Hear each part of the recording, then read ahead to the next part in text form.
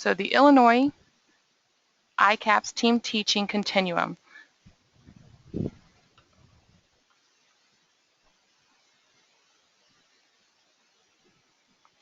Presented by Bevan Gibson, Sarah Goldammer, and Amy Julian. The reason and the purpose for this webinar today is to really show you and go over the way in which Illinois is shaping team teaching. Many of you came in under accelerated opportunities, and for the last several years we have been operating with the 6 models of team teaching. As we are really defining what ICAPS is for Illinois and what this model looks like in Illinois, we are moving forward to really define the way in which we look at team teaching. We sat down as a leadership team and came up with this continuum, and it is really a progression of the 6 models. I assure you, all of you, and where you are within your team teaching practices currently will fit in a particular place within the model, but it does also show the continuum allows for growth and shows the growth in which is the expectation.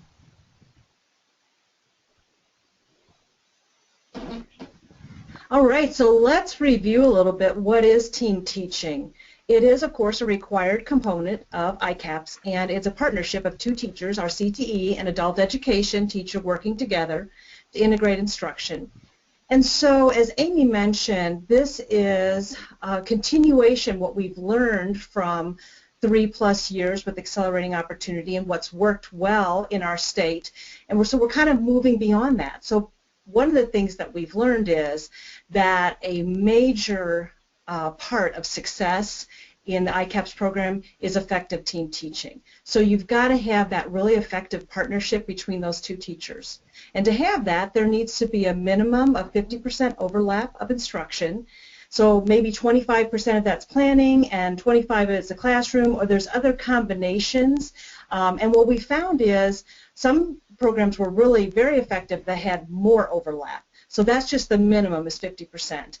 Also mandatory is a separate support class led by the basic skills instructor, the adult education instructor, who gives kind of that background information, support, and enhances what the CTE instructor is sharing.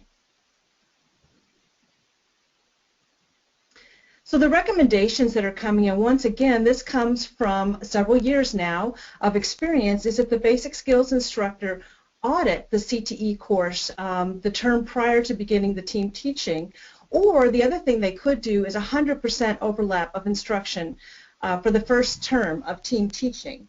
And what we found is that observing and planning time is really important to be able to set the stage. It's kind of a prep time, and 6 months is kind of a good indication of what's needed to really give that background information to make sure that teachers are ready to move forward as effectively as possible in their team teaching. So successful team teaching, and if you're not aware, we have several resources on the ICAPS website as well as the Transitions Academy website that have video support for what is successful team teaching. Successful team teaching is a commitment to thoughtful integration of both instructors' expertise to best serve the students. Throughout the literature on team teaching, certain key elements appear to characterize successful team teaching. Open and ongoing communication is key to successful team teaching. Being able to share your syllabi, discuss classroom conduct, classroom practices, and classroom discipline is essential for successful team teaching. A shared commitment to making team teaching at the professional relationship work. The idea that personalities do play a role, and really having both members of the team willing and able to commit to this relationship is very important. Flexibility in all relationships is essential, but mostly in team teaching it is very essential for individuals to be able to be flexible not only with their schedules but with their guidance and the way in which they've conducted class, because you are really mingling and mixing 2 different classrooms together. Compatible approaches to team teaching and learning.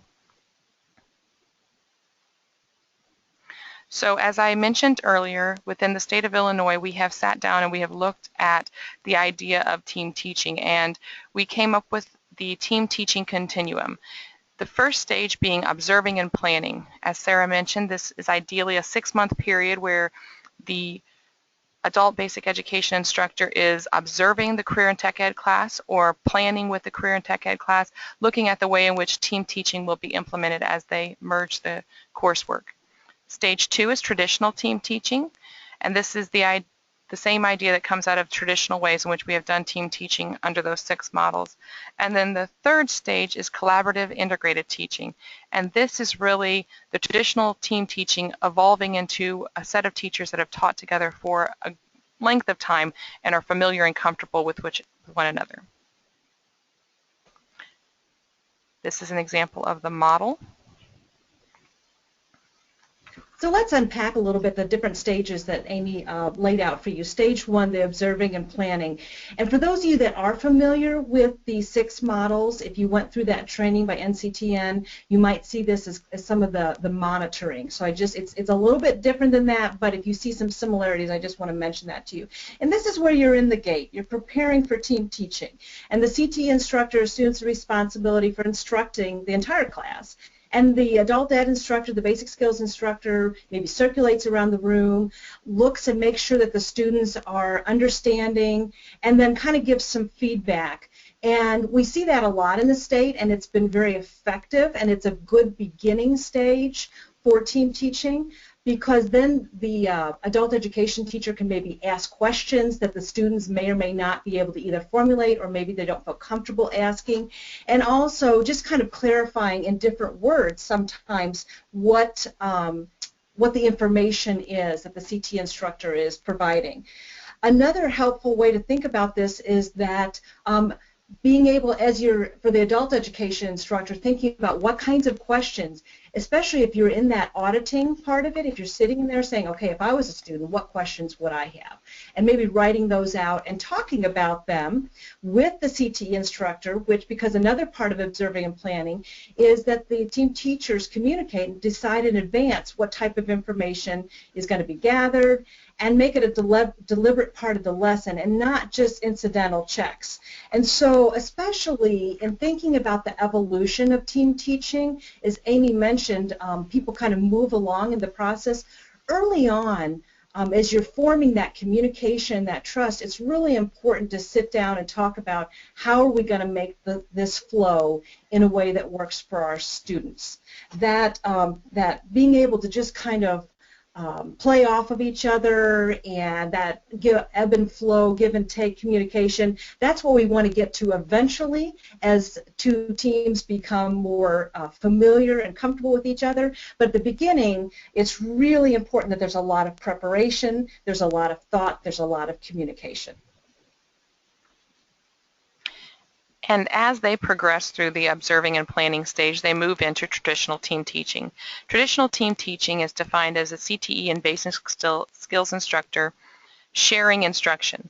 The CTE instructor will teach the content. The basic skills instructor provides support, modeling learning strategies, and takes charge of providing follow-up activities on related topics and study skills. This is really the progression of the observing and planning time. And this is very common throughout the state as a team teaching model. As we move from traditional team teaching, the next stage would be collaborative and integrated team teaching. This is where both teachers work together, exchanging and discussing ideas and theories, allowing the students to observe the progress.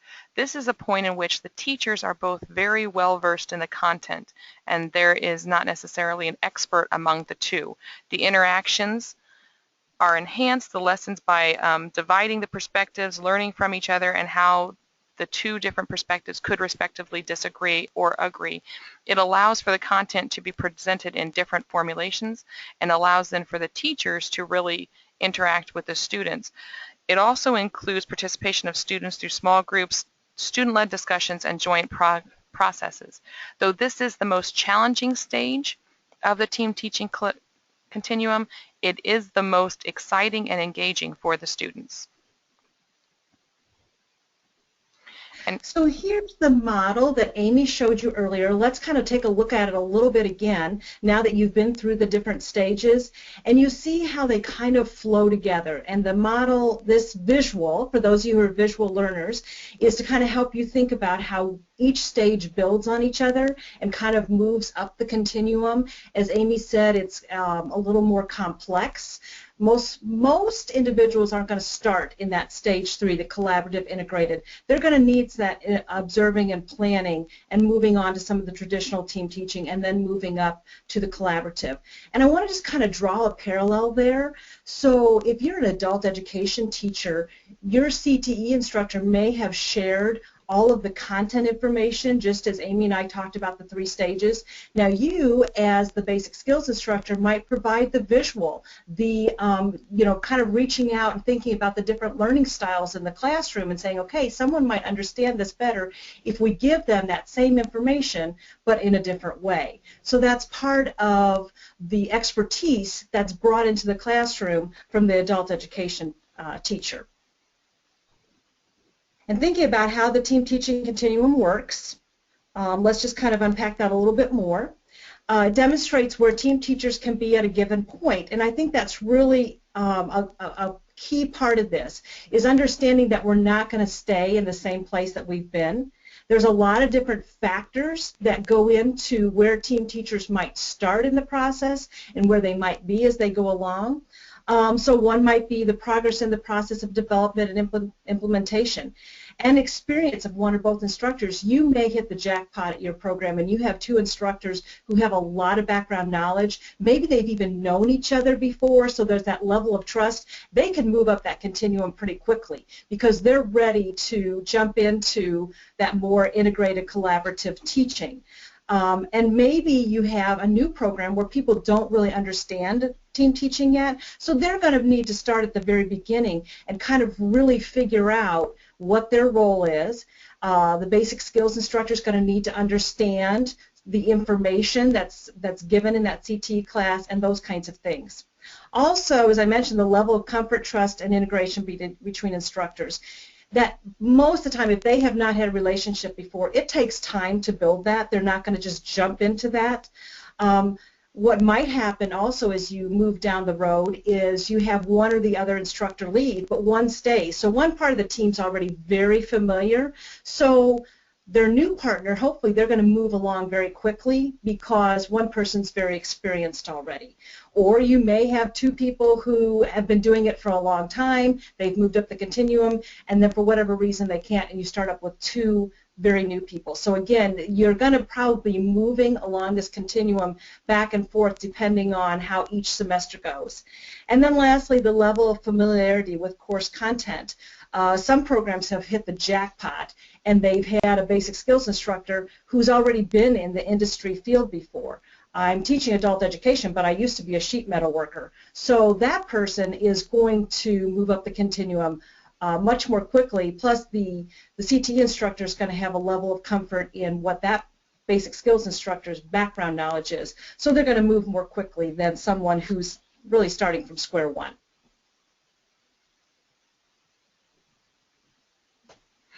Oh. So that's the going through it and the information that we have for you. I think, Amy, are you going to turn off the mute and allow for questions and comments? Yes, I would like to take this time now, and I'm going to unmute everyone. So if you're running the blender, please shut the blender off. And all of you should be unmuted. It's going to cause a little, possibly let's do this a different way. If we have questions, can we raise our hands? Because I think otherwise that's going to create a lot of back noise, and I apologize for my not thinking that through. If anyone has questions, though, Amy, on the fly. Yes, there we go. We applaud you. If we have any questions, if anyone raise your hand, it's just your little hand icon there, and there we go. Christina Hutchinson, you are unmuted. Yeah, I know you said the first session, the first stage was like a 6 months. Other time requirements in there, or is it just as that trust builds? And I know we can't stay in stage 1 forever, but what the time frames would you look for? So Christina, that's a good question, and that 6 months is a recommendation. There's going to be some programs that are ready to move on before 6 months, and certainly we don't want to hold them back. And the thought is to be moving up the continuum. If you know where you're headed, you're much more likely to get there. So that's just a recommendation that after 6 months, some type of relationship built that hopefully you're ready to move on. And we also want it to be viewed as a continuum so individuals and colleges realize that we don't have the expectation that right out of the gate they're going to just, here's Joe, here's Bob, and now they're team teaching and they're going to be at the traditional level within a week or two. We want, and we were very intentional and deliberate about having a planning and observing stage, so then that allows for that knowledge base building, that allows for that foundation of skill building, and it allows for that communication between instructors to take place, because all of those things are so essential to a successful team teaching model. Did that answer your question, Christina? Yes, thank you. Great. Does anyone else have a question? Anyone else want to raise their hand? We have a question that came in on the question panel. Where have you been doing that you have had success, and what classes? Jennifer, do you mind if I unmute you to elaborate on that? Jennifer, you're unmuted. Can you hear me? I'm on the computer. I can hear you just fine, yes. Okay. And well, no, I was just wondering what colleges have you been doing this and had success, and what were the classes that you were doing it with? Like, I'm trying to do it with a precision machining, so I didn't know where you'd been doing it and what kind of classes it was in. Well, it's been a requirement. Oh, I've got feedback. I'm going to mute you, Jennifer, sorry. It's been a requirement since the first original eight Accelerating Opportunities programs. So it has been done in a variety of classes and with a variety of instructors. And I don't know that there's been a specific model. I know if you watch the videos, we've talked about machining classes. We've talked about the accelerated math program has been one of the things that they focused on with Blackhawk and their programs. So Bevan, Sarah, do you have any other further examples? Yeah, so I think also Elgin would be a model. They did welding. They also did some CNC operator. And at one time, Heartland had a nice program of team teaching going as well. And I'm trying, it was something in the manufacturing. I'm going to have to look that one up. I could send you that information, Jennifer. What I will say, though, because I think this is really important as we talk about this continuum, there have been some models, and Heartland's probably one, where those folks then are no longer team teaching. Somebody left and that kind of, so I just want to point that out, that there are some nice models, but usually as when you're working with people, people don't necessarily stay put. But also, Amy mentioned the resources. And what we'll do as a follow-up to this training is send out the team teaching menu of resources, and that gives you some video descriptions that we interviewed some folks, some team teachers across the state. Also, there's some best practices, some integrated instruction syllabus, so there's some models for you there.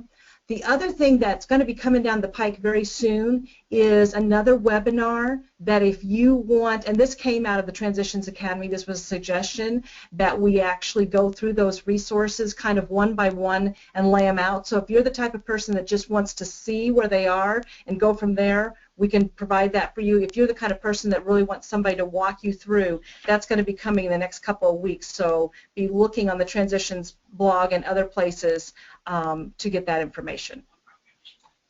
So Jennifer, I've unmuted you. Did that answer your question? Yes. Okay. Thank and you. I do know that Heartland, Josh just popped up that Heartland is a welding program. I know Lakeland had a welding program. So it really has varied with the programs, which class they focus on for the team teaching, but the program of study and the pathway is selected, and they've gone with a variety of different courses. our next question does kind of speak to that as well. Tasha Davis is asking, so would you recommend teachers stick together teaching, or how does the stages come into play when you change classes? Tasha, I'm going to unmute you, and do you have anything you need to add to that?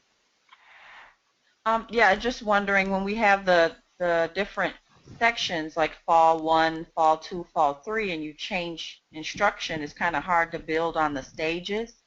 So I'm just wondering, how would the stages come into play in such a short time frame when you're changing courses and changing instructors that you work together with as a team? I think that would probably depend on the individuals involved.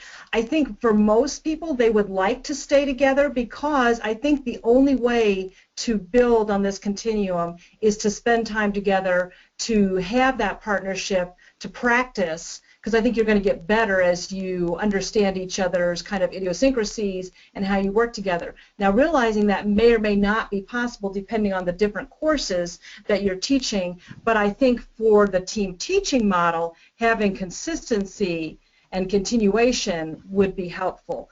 If you can't do that, then at least one of the partners partnering up with somebody new, for instance, if there needs to be a different CTE instructor because of the content that you're sharing, then I think if you could at least keep one of them the same, that would be helpful.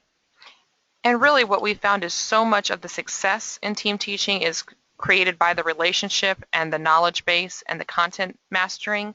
And so I, again, would encourage you to echo what Sarah said, to really keep those teachers together, because I think as the adult basic education instructor masters the content and you become familiar and you have that rapport, that's really going to enhance your team teaching and your delivery of the content. And we are well aware that every time any instructor delivers content for a class, it is unique. It is unique to the students that are in the classroom. It is unique to the experience and the knowledge base that those students bring in.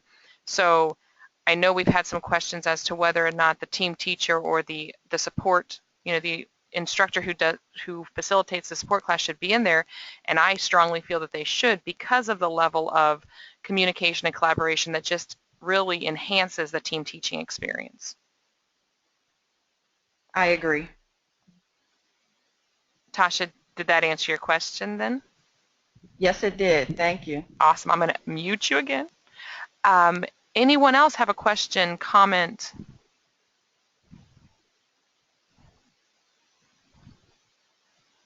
Okay.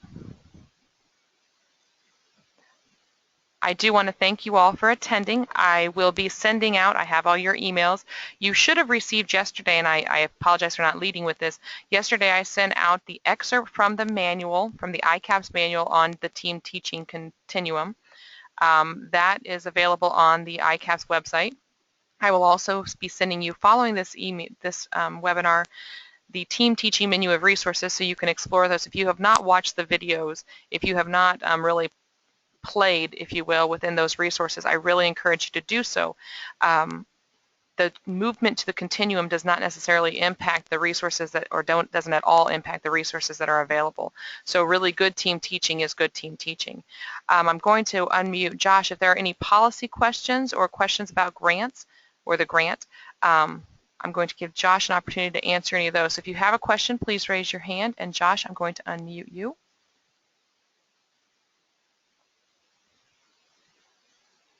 Any questions for Josh today?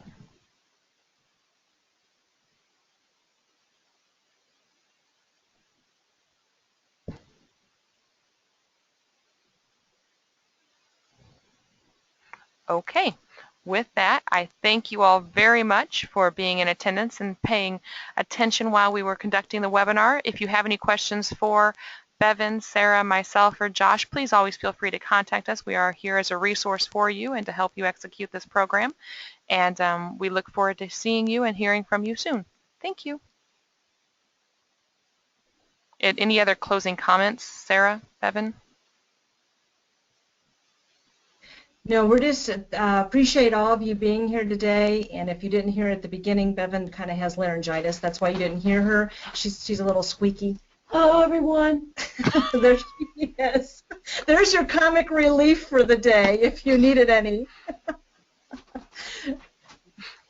All right. Thank you all very much and have a great day and a good weekend.